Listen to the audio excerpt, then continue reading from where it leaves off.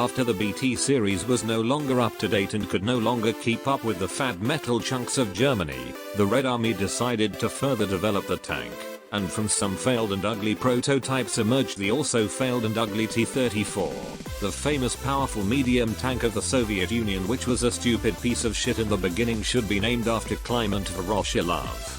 However, he had a fight with the chief engineer Mikhail Koshkin about the name of the tank, and from many disputes and arguments about a fucking name, somehow T-34 came out. After Koshkin died of pneumonia because he was the test driver of the T-34 and it was cold as fuck and the heater worked shit, the first model of the tank came out in 1940. When several of them fought for the first time at the front, the Germans were fucked and shredded piece by piece. The 45mm armor was great, the 76mm gun was great, the 500 horsepower engine was great, and the okay it's fucking enough everything was great.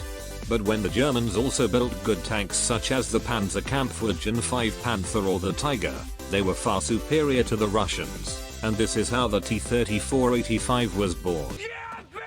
Before the T-34-85, the T-34-57 was released in 1941. Its gun should actually come into the normal T-34 to increase the penetrating power, because the ammunition was far smaller than the before. It was a 57mm gun.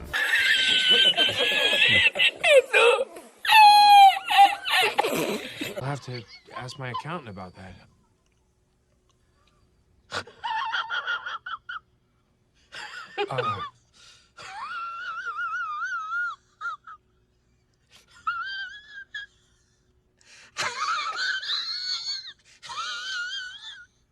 I know what you're thinking right now. The 57mm gun is way too small or something, and that is it. You are right. However, due to the weight loss, it had a much stronger muzzle velocity and therefore a higher penetration of fucking 145mm, except for the stupid heat grenades, with which you cannot even kill tier 1 tanks in War Thunder. And it still sucks because of its shell's explosive mass of just 14 fucking gram, which is nothing.